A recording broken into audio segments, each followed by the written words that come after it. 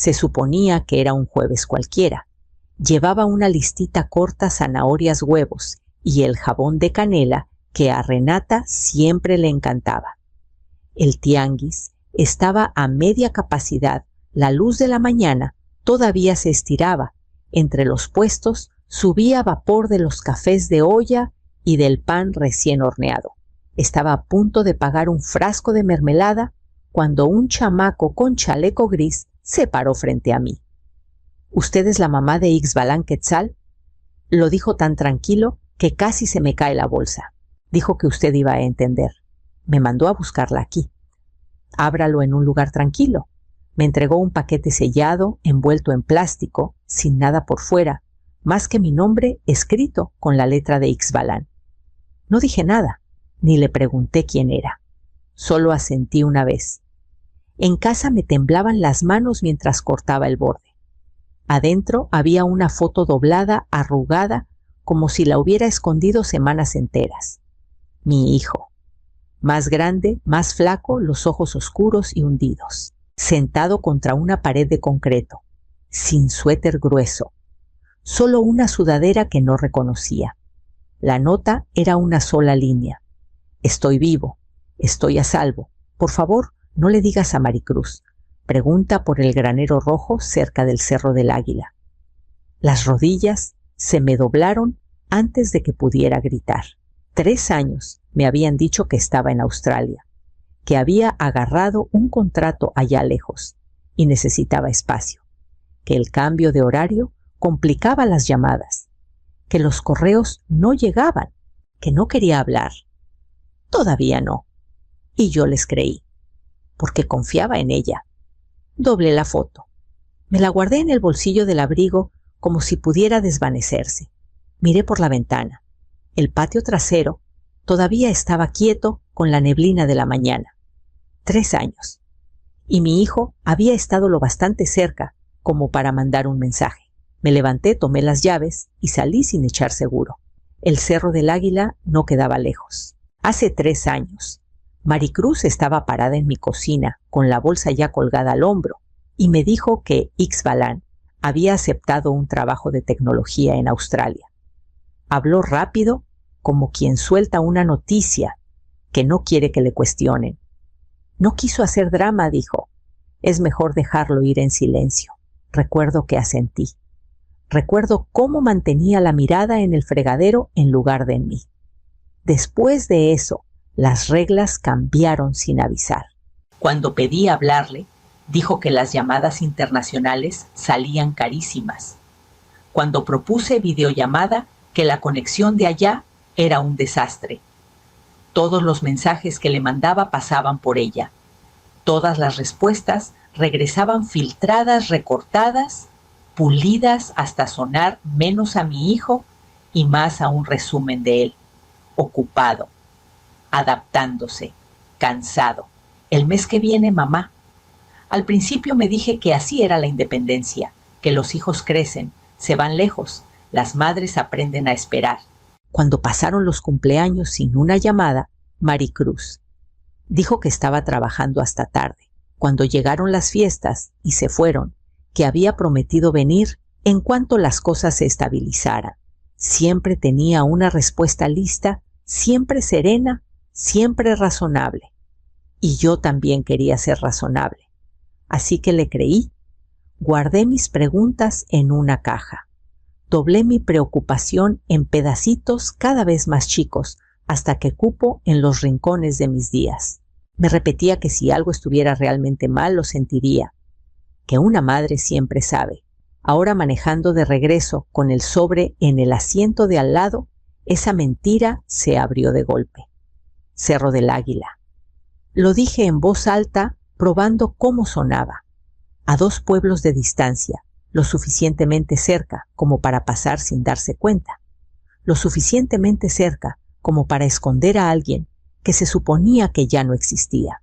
Me estacioné en la entrada y me quedé ahí más tiempo del necesario mirando el volante, repasando cada conversación, cada excusa que acepté, porque era más fácil que enfrentarla. Adentro puse el sobre en la mesa y no lo abrí otra vez. No hacía falta. Las palabras ya me quemaban por dentro. Tomé una pluma, escribí una sola frase en un pedacito de papel y lo doblé con cuidado antes de agarrar las llaves y salir rumbo al Cerro del Águila. El camino se volvió de terracería más pronto de lo que esperaba. Las llantas crujían las piedras mientras subía la loma despacio, pasando filas de maíz seco y un buzón oxidado que se inclinaba como si ya se hubiera rendido hace rato. El Cerro del Águila no tenía letrero. Era solo un claro entre los árboles donde el viento se sentía distinto. Seguí el sonido de la nada. Ni pájaros, ni motores. Solo el susurro de los pinos balanceándose arriba como si guardaran secretos. Entonces lo vi. El granero rojo estaba detrás de la última fila de árboles, un poco chueco hacia un lado, desgastado, olvidado.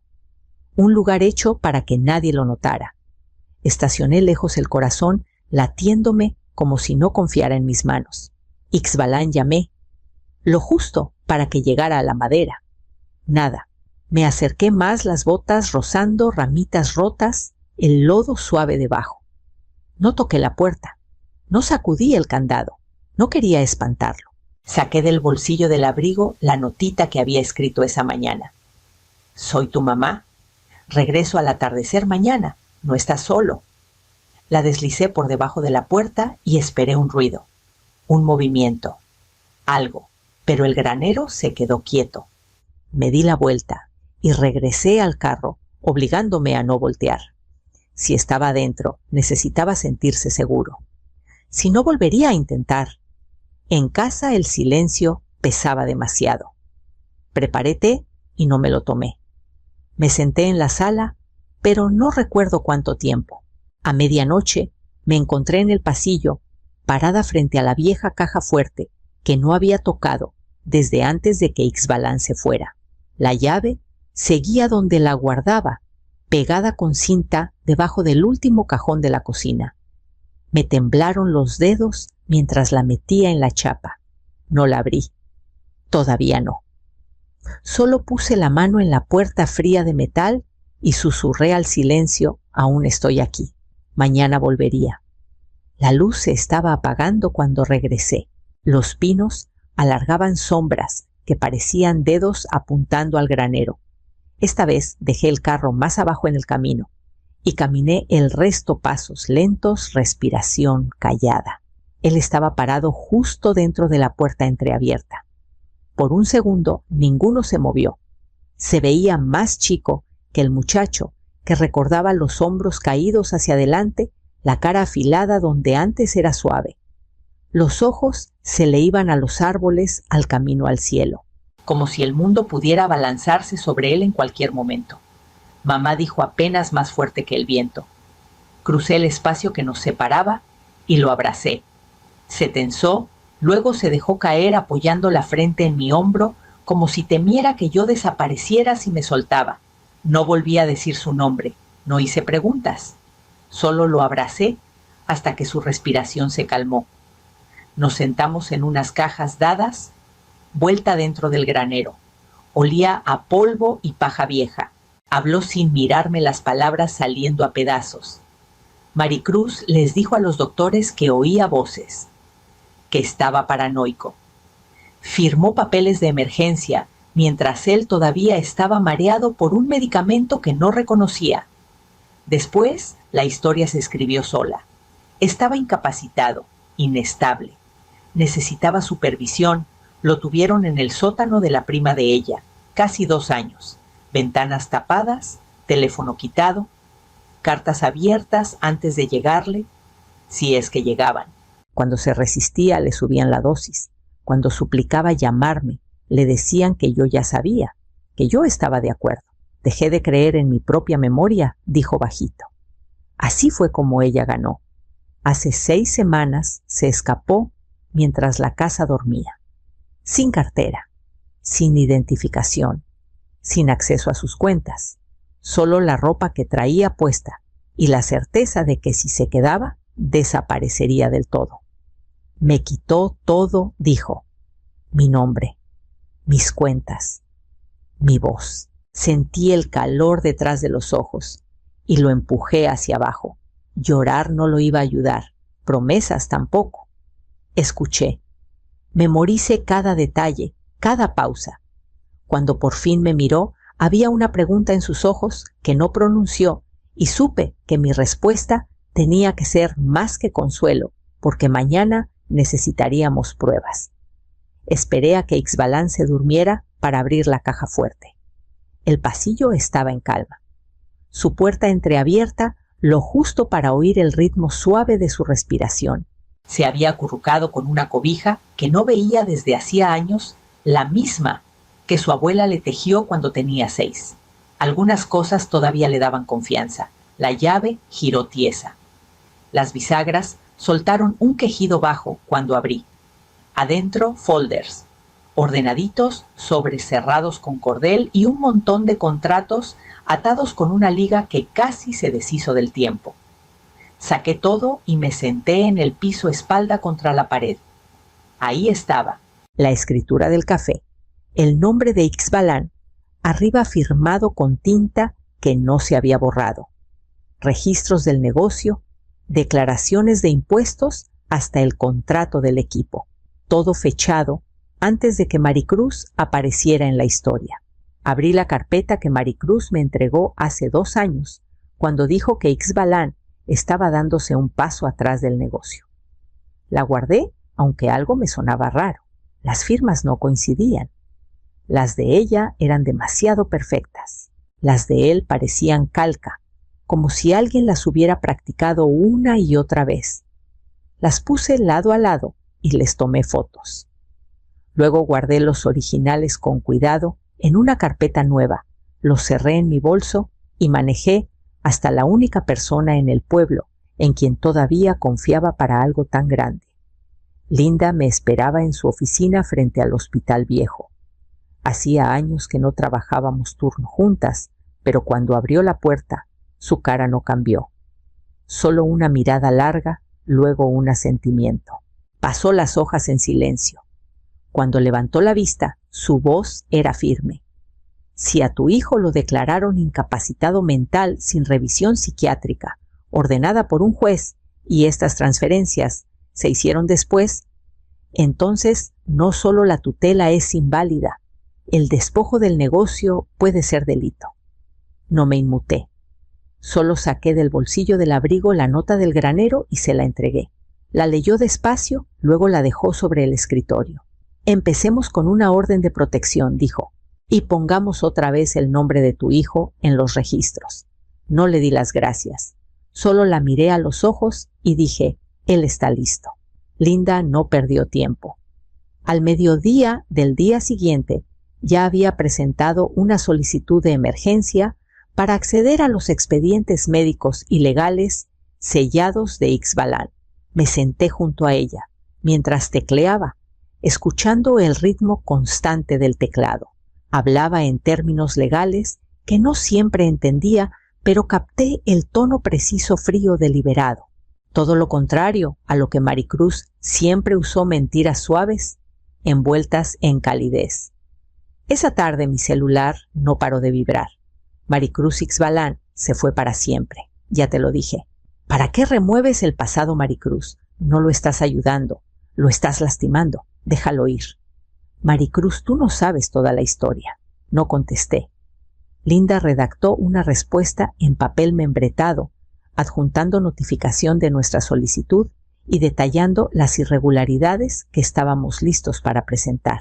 Las palabras que eligió no dejaban lugar a dudas. Al caer la noche, llamó la secretaria del juzgado. El juez había revisado la solicitud. Se fijó audiencia preliminar para el jueves. Sesión cerrada. Lugar privado. Sin prensa. Pero Ixbalan tendría que presentarse. Linda me miró al colgar. Tendrá que hablar, aunque sea unas cuantas palabras. ¿Estás segura de que está listo? No dije, pero sé que no va a correr. Esa noche me senté al borde de la cama de Ixbalan y le conté lo que venía. Sus manos se cerraron en puños, bajo la cobija la mandíbula tensa. Estuvo mucho rato sin hablar. Al fin asintió. Voy a ir, dijo. Pero esta vez quiero ser yo quien lo diga.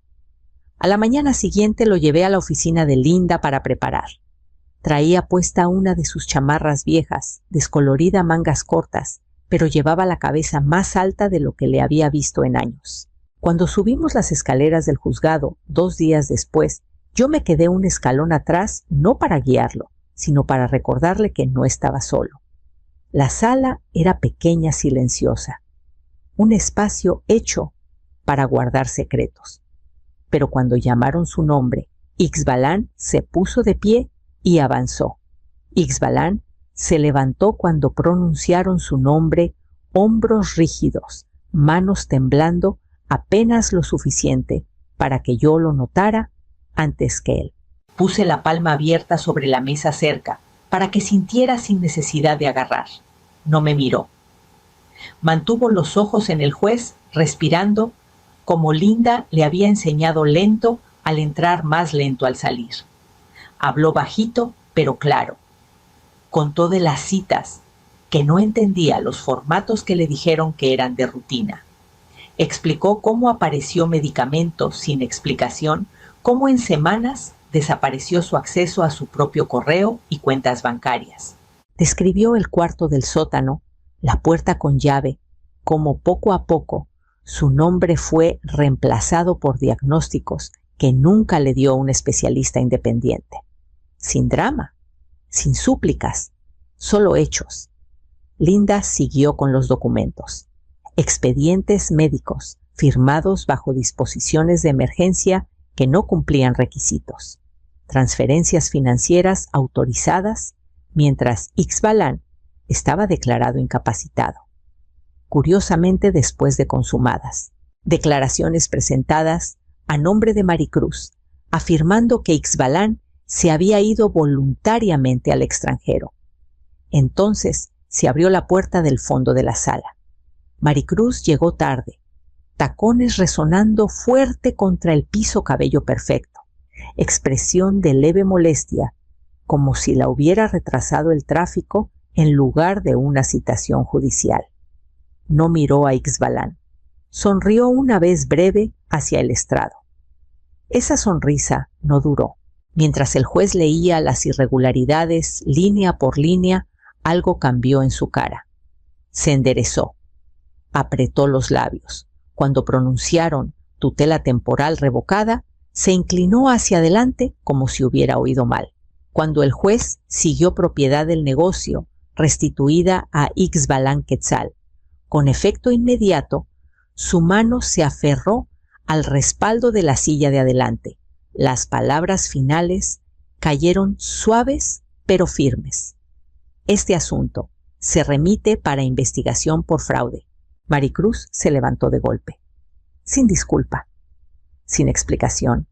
Giró y salió los tacones más fuertes al irse que al llegar. Nadie la siguió. Ixbalan se sentó despacio, como si sus piernas dudaran de que el piso siguiera ahí. No hablé. Me quedé firme mientras Linda recogía los papeles que ahora volvían a ser nuestros. Afuerita de la sala, el aire se sentía distinto.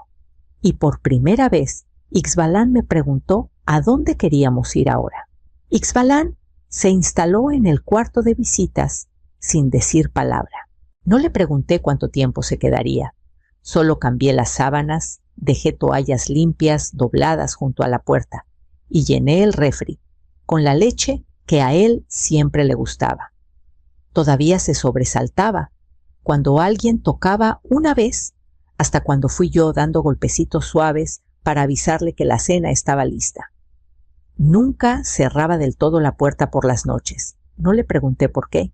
Algunas mañanas lo encontraba sentado en los escalones de atrás, envuelto en su chamarra, mirando los árboles, como si aún esperara que alguien viniera a llevárselo.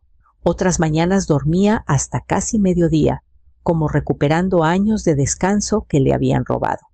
Hice caldos, de distintos tipos, consomés que ni me molesté en nombrar, solo tazones calientes que dejaba en la mesa junto a él sin presión de terminarlos. Él arregló la puerta del jardín, luego la bisagra chillona de la puerta mosquitera. cambió los focos que yo no alcanzaba.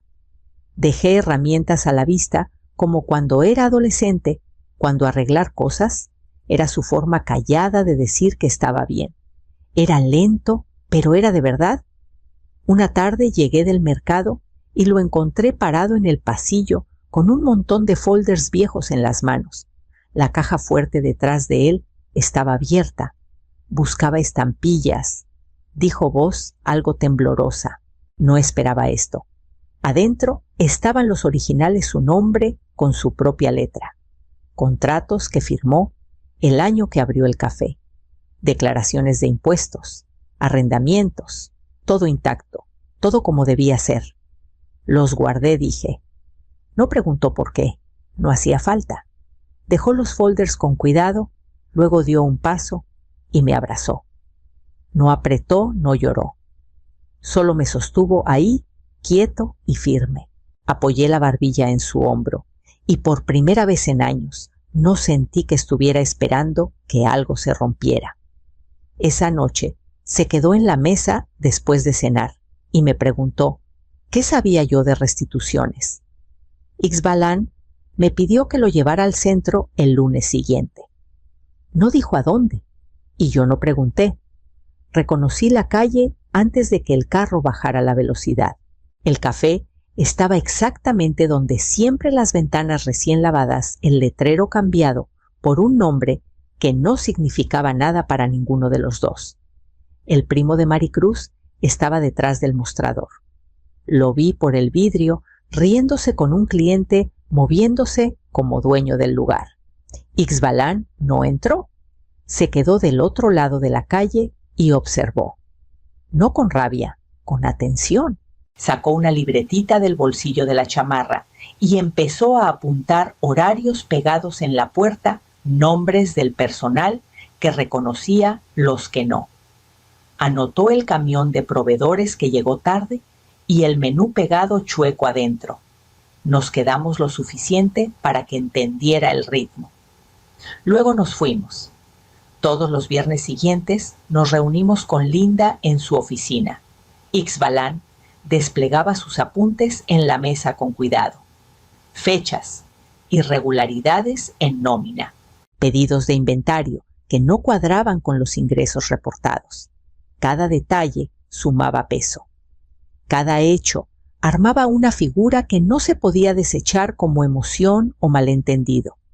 Linda escuchaba más que hablaba. Cuando lo hacía, era para hacer preguntas que afilaban lo que ya teníamos. No hubo gritos, ni llamadas a antiguos amigos, ni publicaciones exigiendo disculpas. Ixbalán no quería testigos, quería registros. En casa empezó a hacer líneas de tiempo en la mesa de la cocina. Yo preparaba café y me mantenía al margen, solo acercándome cuando me pedía que verificara una fecha o confirmara un detalle que yo recordaba. Se sentía menos como armar un caso y más como volver a montar algo que habían desarmado pieza por pieza. Una tarde levantó la vista de sus notas y dijo casi para sí mismo: «No lo quiero de vuelta como estaba». Entendí lo que quería decir. No se trataba de recuperar un lugar, se trataba de recuperar la verdad. El viernes siguiente, Linda llamó para decir que el expediente preliminar de restitución estaba listo y que fuéramos juntos a revisar el borrador final. La lluvia golpeaba constante el parabrisas mientras me metía al estacionamiento detrás del tianguis. Los puestos se veían más callados de lo normal, los toldos mojados y caídos por el peso del agua. Me cerré más el abrigo y pasé junto al puesto de pan vacío rumbo al 19. Ahí estaba, el mismo chamaco, todavía con el chaleco gris, todavía con una tabla que le quedaba grande. Me vio y sonrió ojos brillantes bajo la visera de su gorra empapada. La recuerdo, dijo. Me dijo que usted volvería algún día. Asentí con el corazón más pesado de lo que esperaba. Metió la mano al bolsillo, sacó una notita doblada, pero se detuvo. Esta vez no dejó nada, dijo. Solo que le dijera: «Gracias por no rendirte». Me quedé parada un momento dejando que la lluvia me mojara las mangas.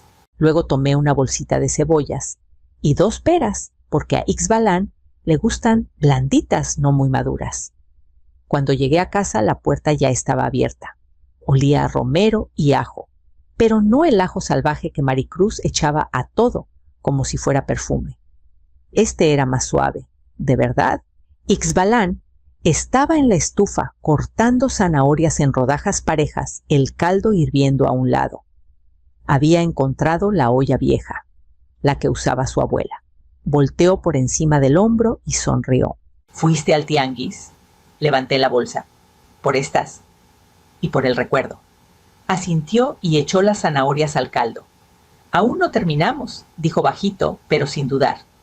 No contesté colgando el abrigo, el agua goteando al piso. Pero ya no estamos solos. No respondió. No hacía falta. Removió la olla una vez, ajustó la lumbre y alcanzó 2 tazones. No 1, 2. Luego puso la mesa, un lugar frente al otro, sin espacios extras, sin huecos. Me miró un instante, solo un instante, y pude verlo en su cara, la parte de él que había regresado y la parte que nunca se fue.